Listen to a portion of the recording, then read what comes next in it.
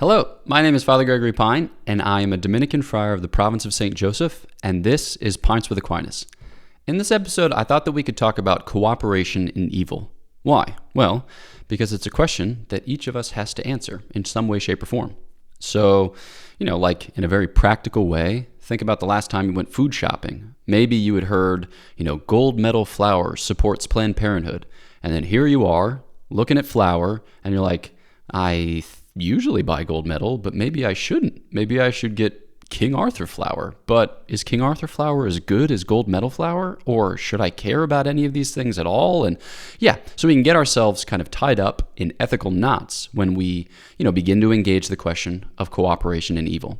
Basically, whenever we're talking about cooperation in evil, we are meditating on the fact that we as human beings are involved in families, we're involved in polities, we're involved in intermediate institutions, we're involved in all kinds of relationships, which sometimes make it such that it's very hard for us to avoid contributing to some kind of evil.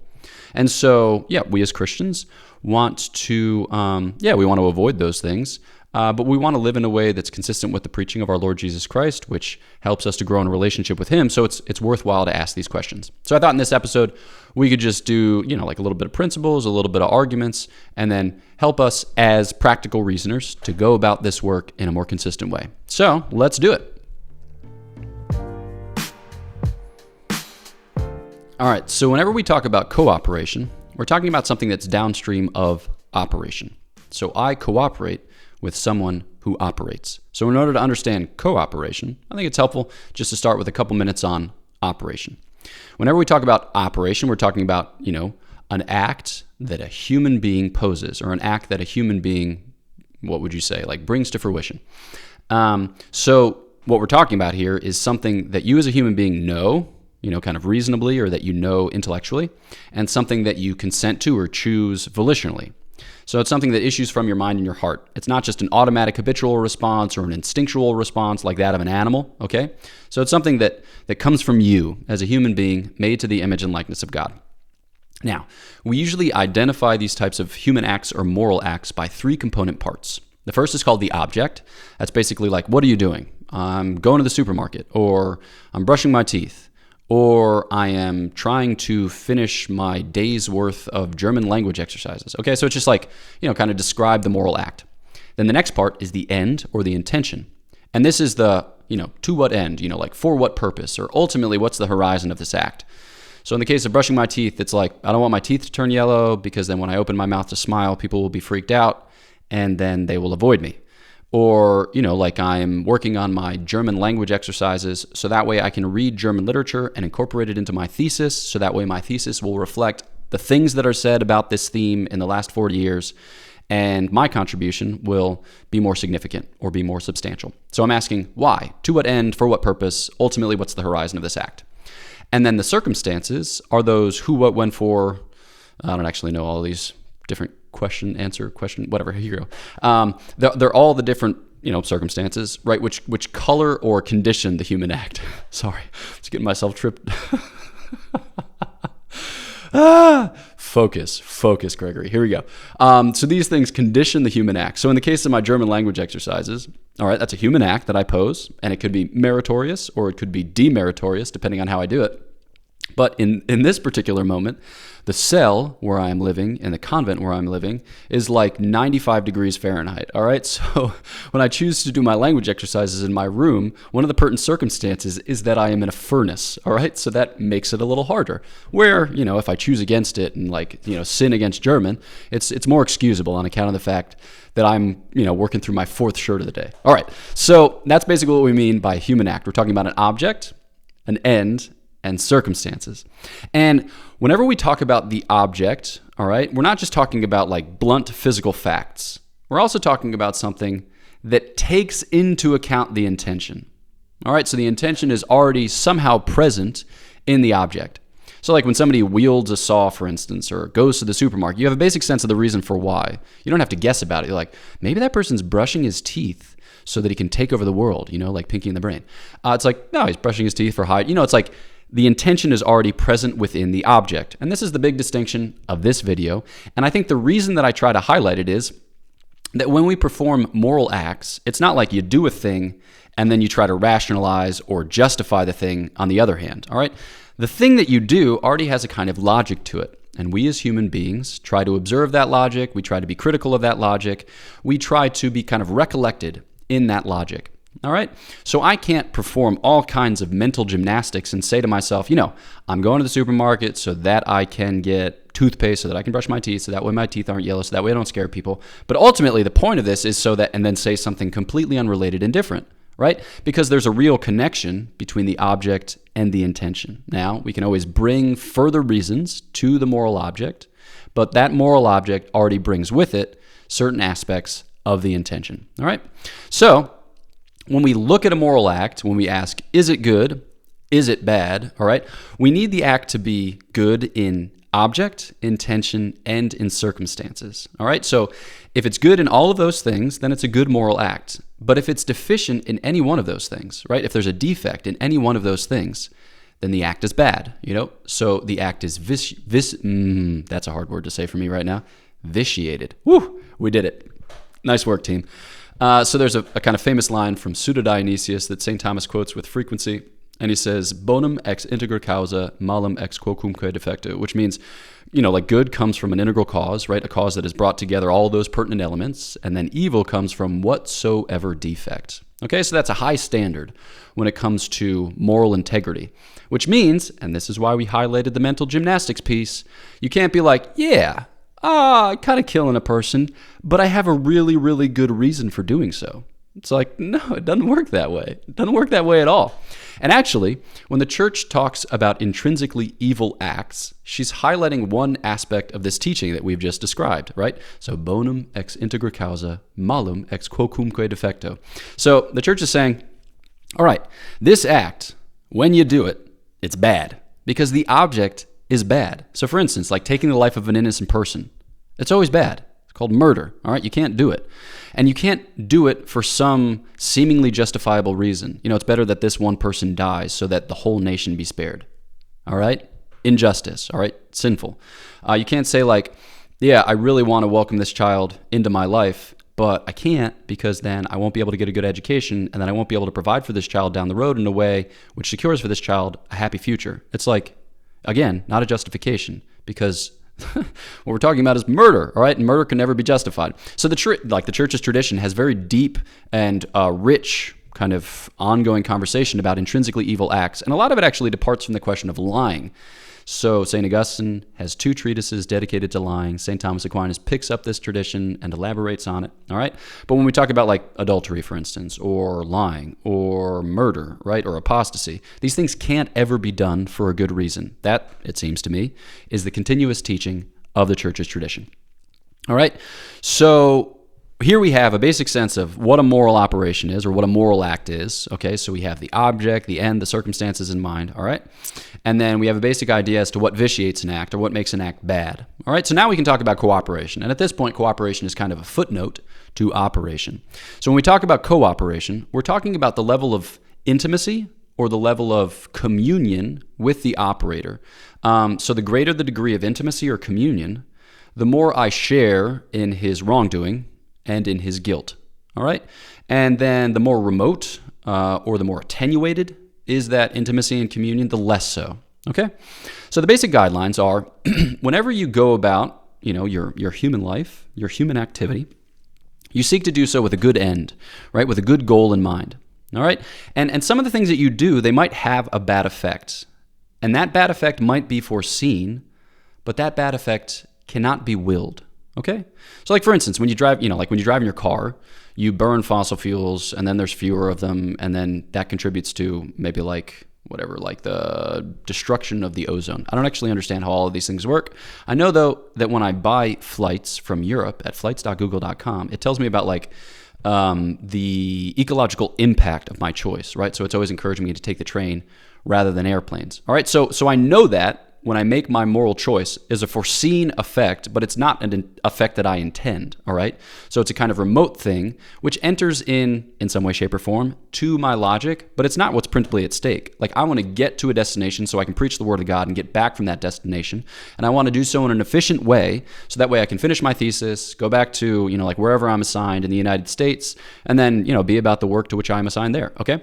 So like, I'm not intending to destroy the environment. I'm like, yes, I'm going to fly this time so that way I can contribute to the destruction of the ozone layer, all right? And there's no inherent connection, it seems to me, between choosing to take an airplane and destroying the environment, all right? So I have to have a good end, right? Preaching the gospel.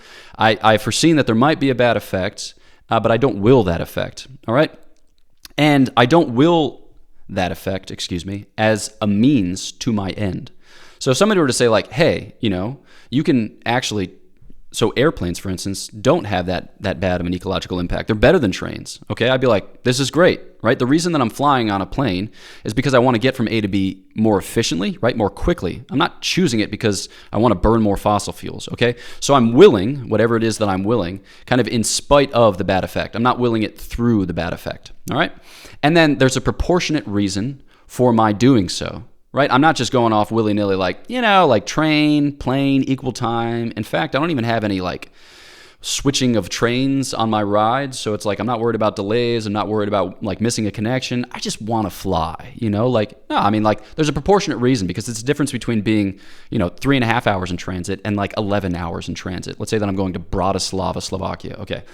So there's a proportionate reason, right? Because time is time, right? I would say that time is money, except that's kind of crass. So like time weighs, time is heavy, time has a certain substance and significance to it. So there's a proportionate reason for my choosing to do so. All right, so those are the basic guidelines that shape the way in which I enter into the activity of another human being. Again, I'm willing a good end, all right? And when I do so, I recognize the fact that there might be a bad effect, but that effect, while foreseen, is not something that I will. I'm not willing the bad effect as a means to my end, and there's a proportionate reason for doing so. So then think about somebody who's cooperating in the evil of an operator, all right? So think about the janitor at the Planned Parenthood, okay?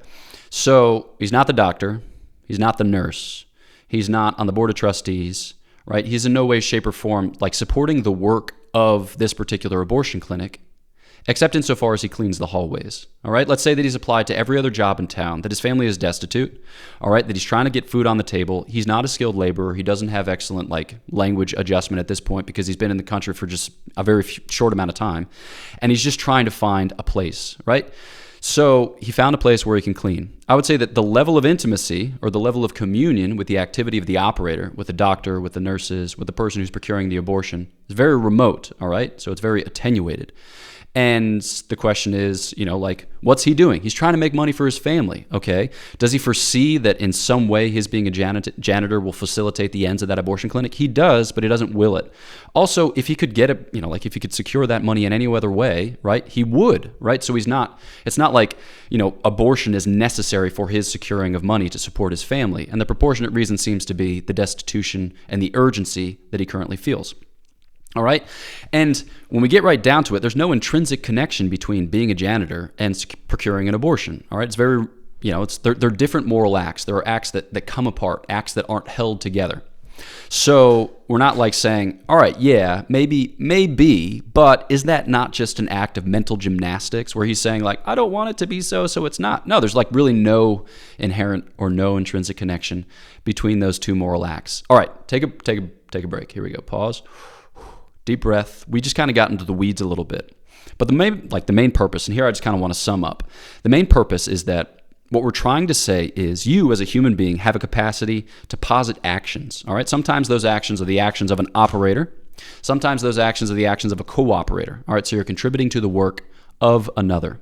In any case, all right, when we talk about a moral act, we're talking about an object, a thing that you do, an end or an intention, which kind of further shapes that activity in light of what you're really after, and then the circumstances, which enter into the moral calculus of how this is identified and then justified or rationalized, all right? And that if you are going to be about a work which may have, negative effects or from which evil might be fallout, all right, then you have to ask yourself, what am I really about? Okay, is this evil thing a necessary component All right. Does it really enter in intimately? Does it really enter in kind of urgently to a kind of communion with my moral activity? All right. Do I have a real reason to do this particular thing? All right. Or could I do elsewhere otherwise? Could I do something else? Okay. And when like when you secure a job, or when you shop at the supermarket, or when you do whatever, all right, these are the types of questions that arise in your heart, all right? It's not to make your experience of life super complicated or make it to be like a math problem, but the basic idea is that you, as a human being, supply something to that moral calculus, right? To that moral situation, that moral universe. And the question is whether you ought to, or how you might do so best, all right? So when you hear people describe formal cooperation and then material cooperation, it's in light of these distinctions that we've drawn. When you cooperate formally, you want the end of the person, who's performing the act, right? The abortion doctor or the nurse in this case, all right? Either you want the end insofar as it's in your heart of hearts, like that's what you really desire, or it's in the logic of what you're doing, all right? So that you as a nurse are handing the instruments, right? You've entered into the moral equation in an intimate way, right? You are in communion with that activity, and so you are a formal cooperator, all right? Because the activity which you're doing as a nurse is far more, it's just far more involved in the work than that of a janitor, okay? So when we talk about formal cooperation, we're talking about this, sharing the end of the operator either by, like what you want in your heart of hearts, or like what you show yourself to want in what you do. And then when we talk about material cooperation, what we're talking about here is like you give something to it, right? But not your heart of hearts, right? And not the deepest logic of the activity which you're doing. This would be like the janitor or somebody who buys some gold medal flour or something like that. I don't actually know whether gold medal flour donates anything to Planned Parenthood. That was just a random example that I came up with based on thoughts from like 20 years ago, okay? So I think that as Christians, we want to make our cooperation as remote as possible. We want to be, on the outside of these types of situations. We want to distance ourselves from them. Okay. So sometimes it'll be permissible, right? Sometimes it'll be kind of unavoidable that you cooperate with an evil, but we don't want to get ourselves deeply entrenched or like kind of deeply enmeshed in the type of activity which has us on the outskirts of evil city, okay? We want to always be moving in the other direction because, long-term material cooperation can begin to, kind of break down our barriers or break down our reticence when it comes to formal cooperation, okay? So we don't want to make it a steady habit. We, as Christians, want to be building up a culture of life. We want to be building up a culture of, like, the evangelical proclamation of the word. And sometimes that'll mean reevaluating institutions, reevaluating relationships, even reevaluating the way that we as consumers, that we as, like, economic agents conduct ourselves here and now. And that might mean that it's time to, begin unethically sound, like biotech firms so that you can produce X, Y, or Z products in accord with, healthy, safe, good, morally coherent types of processes, things like that. All right. So we as Christians are free, right? We as Christians are free. We're never so deeply kind of immersed in the world or lost in the world that we can't find our way through, we can't find our way out, because our Lord Jesus Christ has provided us a way through or out in his flesh, right? And he's given us minds with which to know and hearts with which to love so that way we can conduct ourselves in accordance with the gospel that he, pours into our hearts. So that is the basic shape of the conversation. For the parts of it which are somewhat technical, I probably could have explained them, more coherently. So my apologies. If it sounds super complicated, it's not too terribly complicated. It's just that I have not yet learned how to explain complicated things in an entirely coherent fashion. So for your patience, I thank you. All right, this is Pints of the Aquinas. If you haven't yet, please do subscribe to the channel, push the bell, and then get updates when future videos come out. And then if you haven't yet, please do check out Godsplaining, which is a podcast to which I contribute with 4 other Dominican friars. And we have sweet episodes. They're gaining a lot of traction, so things are going well there. Super pleased. But do check out those conversations, profit from them. And then go to godsplaining.org to sign up for one of our retreats that we're hosting this summer in July and August. So we're about at the end of the sign-up period, so get them while they last. And then finally, I wrote a book. It's called Prudence, Choose Confidently, Live Boldly, and the types of moral distinctions which we drew in this chapter will reappear, this episode, will reappear in that book. So it's super helpful to think about your life in the context of practical wisdom, in the context of the virtue of prudence, so that you can grow ever more perfectly to the image and likeness of God. So that's it. All right. My prayers are for you. Please pray for me, and I will catch you next time on Pints with Aquinas.